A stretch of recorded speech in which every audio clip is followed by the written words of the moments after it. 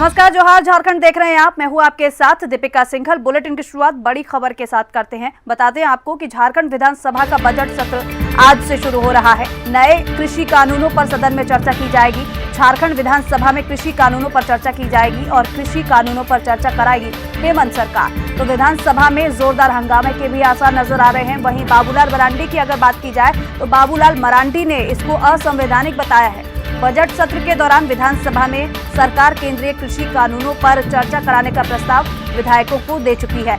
इस मुद्दे पर चर्चा हो ना हो, हंगामे के पूरे आसार अभी से दिखने लगे हैं। बीजेपी नेता बाबूलाल मरांडी के नेतृत्व में राज्य सरकार की इस कोशिश को गलत परिपाटी की संज्ञा दी गई है। दूसरी ओर कांग्रेस इसे सही करार देते हुए सदन के अंदर और बाहर भी तैयारियों में जुटी हुई है। इस मसले पर केंद्र को कटघरे में खड़ा करने की पूरी कोशिश होगी। झारखंड मुक्ति मोर्चा के नेता भी इस सदन में बीजेपी को से लोहा लेते हुए नजर आएंगे। जो भी हो, बजट सत्र का समापन हंगामे के साथ तय माना जा सकता है। और बीजेपी विधायक दल के नेता बाबूलाल मरांडी ने नए कृषि कानून पर विधानसभा में प्रस्तावित वाद विवाद को असंवैधानिक बताया है। बीजेपी प्रदेश कार्यालय में आयोजित संवाददाता सम्मेलन में उन्होंने स्पष्ट किया था कि कृषि बिल अब कानून बन गया है। लोकसभा और राज्यसभा के से पास कृषि कानून पर बहस का कोई औचित्य नहीं है। उन्होंने कहा कि बीजेपी के विधायक विधानसभा में इस विषय पर अपना विरोध दर्ज कराएंगे। यानी कि कुल मिलाकर देखा जाए तो हंगामे के आसार सीधे तौर पर नजर आ रहे हैं। संवाददाता आकाश हमारे साथ फोन लाइन पर जुड़ गए हैं। आकाश, आज कुल मिलाकर जिस तरीके से अगर बातों को देखा जाए बाबूलाल मरांडी की, तो यही लग रहा है कि हंगामे के आसार पूरे नजर आ रहे हैं। जी देखिए, आप सही कह रहे हैं। झारखंड विधानसभा चल रहा है और जो है आज कृषि बिल पे चर्चा होना है। इसी को लेकर बाबूलाल मरांडी ने कल प्रेस कॉन्फ्रेंस करके कहा था कि हमारी बातों को सदन में बोलने नहीं दिया जा रहा है, उनकी बातों को दबाया जा रहा है। इसको लेके जो है हंगामा रहेगा विधानसभा में और बाहर में भी बीजेपी विधायक जो है प्रदर्शन करते नजर आए और सदन के अंदर जो है अभी हंगामे होने के पूरे आसार हैं। जी, इसके अलावा आकाश, अगर बात की जाए तो कृषि कानून के अलावा कौन कौन से मुद्दे हावी रह सकते हैं सदन में? अजय देखिए, कई ऐसे मुद्दे हैं जैसे कि जो कृषि कानून हो गया, रोजगार हो गया और महिलाओं के लिए कुछ जितने भी योजनाएं हैं, कई योजनाएं जो मुख्यमंत्री सदन के पटल पे रखेंगे। और वहीं बीजेपी के विधायक जो है उनका कहना है कि युवाओं के रोजगार के लिए छड़ा जा रहा है। ऐसी कई मुद्दे हैं जो सदन पे रखे जाएंगे। ठीक है आकाश, बहुत शुक्रिया इस जानकारी के लिए।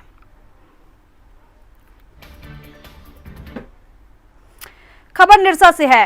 बराकर नदी में गिरा कार सवार युवक और जहां पर तेज रफ्तार कार नदी में जा गिरी, युवक की मौत बताई जा रही है।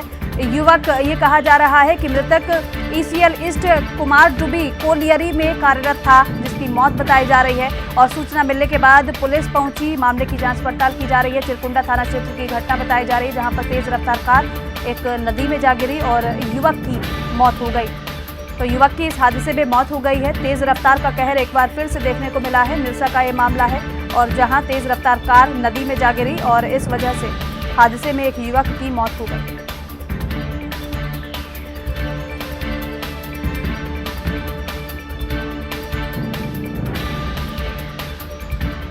तो चिरकुंडा थाना क्षेत्र की घटना बताई जा रही है, जहां पर यह हादसा हो गया है। निरसा का ये मामला है। ये तस्वीर जो आप देख रहे हैं, ये तेज रफ्तार कार अचानक से नदी में जा गिरी और ये हादसा हो गया। ये घटना घटित हुई है और इस कार में एक युवक सवार था जिसकी मौत बताई जा रही है।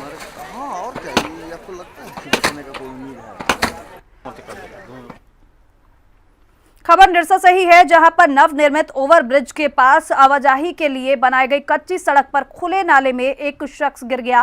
उसके सर और पैर में गंभीर चोट आई, जिससे ग्रामीण आक्रोशित हो गए। आक्रोशित ग्रामीणों ने सड़क जाम कर दी। कहा कि घायल शख्स काफी गरीब है और इलाज भी नहीं करा सकता। रेलवे ओवरब्रिज निर्माण कर रहे संवेदक उसका इलाज करवाएं। घटना की सूचना मिलते ही और कुमार डुबी पुलिस मौके पर पहुंची और लोगों को समझा बुझाकर आश्वासन भी दिया उनको और आश्वासन मिलने के बाद लोग शांत हुए। जाम बाद में खुलवा दिया गया। लोगों का आरोप था कि ओवरब्रिज निर्माण कर रहे संवेदक ने कच्ची सड़क की मरम्मत नहीं कराई और न ही सड़क पर पानी का छिड़काव किया जाता है, जिसकी वजह से रोजाना कोई न कोई हादसा होता रहता है।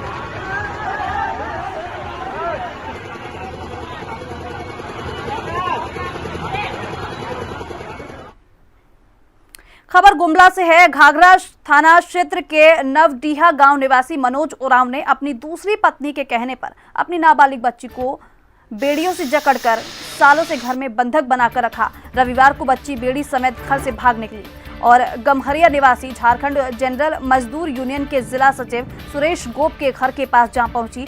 सुरेश गोप ने उसे खाना खिलाया और क्षेत्र के पूर्व मुखिया से बात कर बच्ची को घर पहुंचाने की अपील की। सुरेश गोप ने नाबालिग की हालत देखकर उसे मानसिक रूप से बीमार समझा था, लेकिन नाबालिग से बात करने पर पता चला कि वो पूरी तरीके से ठीक है। बेड़ियों में बंद नाबालिग ने कहा कि उसकी मां की मौत हो चुकी है और सौतेली मां के कहने पर पिता ने लंबे समय से पढ़ाई छुड़वाकर मवेशी चरवाने का काम करवाता था। काम से इनकार करने पर करीब 1 साल तक बेड़ियों में बांधकर नाबालिग को रखा।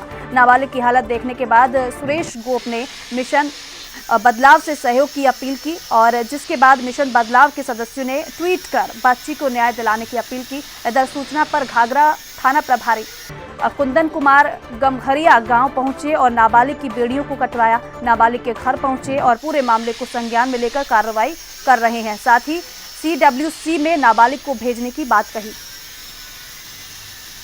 आज शाम में सूचना मिली कि गम्हरिया में एक लड़की बेड़ियों से बंधी हुई है।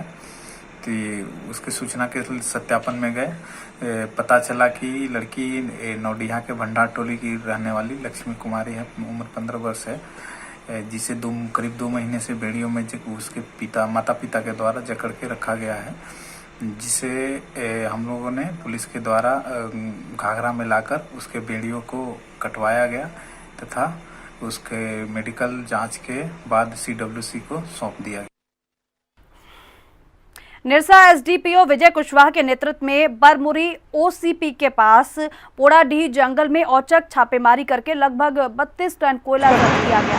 जब्त कोयले को ECL सिक्योरिटी और CISF के हवाले कर दिया गया। ECL सिक्योरिटी और CISF स्थानीय मैथन पुलिस जब्त कोयले को बरमुरी OCP में जमा कर दिया। मौके पर निरसा अनुमंडल पुलिस अधिकारी विजय कुशवाहा ने बताया कि गुप्त सूचना मिली थी कि पौराडीह के जंगल में कुछ कोयला तस्कर अपने कोयले के अवैध कारोबार को खुलेआम अंजाम देने के लिए पौराडीह जंगल में कोयला इकट्ठा किए हुए हैं, जिसे खपाने की तैयारी की जा रही थी। लेकिन तस्करों की योजना की भनक पुलिस को हो गई और पुलिस ने दलबल के साथ छापेमारी कर कुल 32 टन कोयला जब्त कर ECL प्रबंधन को सौंप दिया है। इस दौरान कोयला तस्कर भागने में सफल रहे। पुलिस अब तस्करों को चिन्हित करने में जुट गई है। निरसा SDPO विजय ने कहा है कि क्षेत्र में अवैध कोयला किसी भी हालत में नहीं चलने दिया जाएगा।